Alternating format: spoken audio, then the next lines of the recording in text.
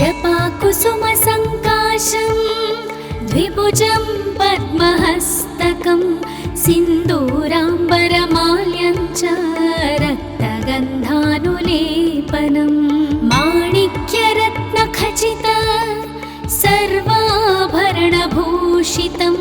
सप्ताश्वरथवाहन्तु मेरुं चैव प्रदक्षिणम् देवासुरवरैर्वन्द्यं गृणिभिः परिसेवितं ध्यायेत् पठेत् सुवर्णाभं सूर्यस्य कवचं मुदा गृणिः पातु शिरोदेशे सूर्यः पातु ललाटकम् आदित्यो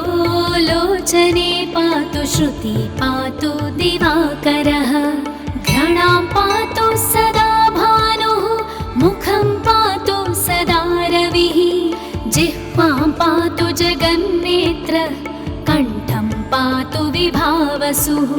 स्कन्धौ ग्रहपतिः पातु भुजौ पातु प्रभाकरः करावब्जकरः पातु हृदयं पातु नभोमणिः द्वादशात्मा कटिं पातु सविता पातु सक्तिनी ऊरू पातु सुरश्रेष्ठो जानुनी पातु भास्करः जङ्घे मे पातु मार्ताण्डो गुल्फौ पातु त्विषाम्पतिः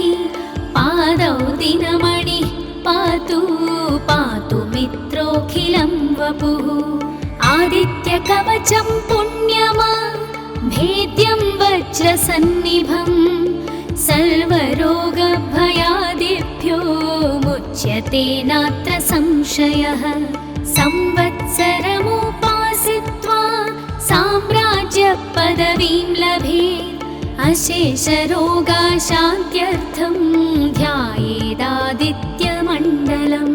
अनेकरत्नसंयुक्तं स्वर्णमाणिक्यभूषणं कल्पवृक्षसमाकीर्णं कदम्बकुसुमप्रियं सिन्धूरवर्णाय सुमण्डलाय सुवर्णरत्नाभरणाय तुभ्यं पद्मादिनेत्रे च सुपङ्कजाय ब्रह्मेन्द्रनारायण शङ्कराय संरक्तचूर्णं ससुवर्णतोयं सकुङ्कुमाभं सकुशं सपुष्पं प्रदत्तमादाय च हेमपात्रे प्रशस्तनादं भगवन् प्रसीद इति श्री आदित्यकवचं सम्पूर्ण।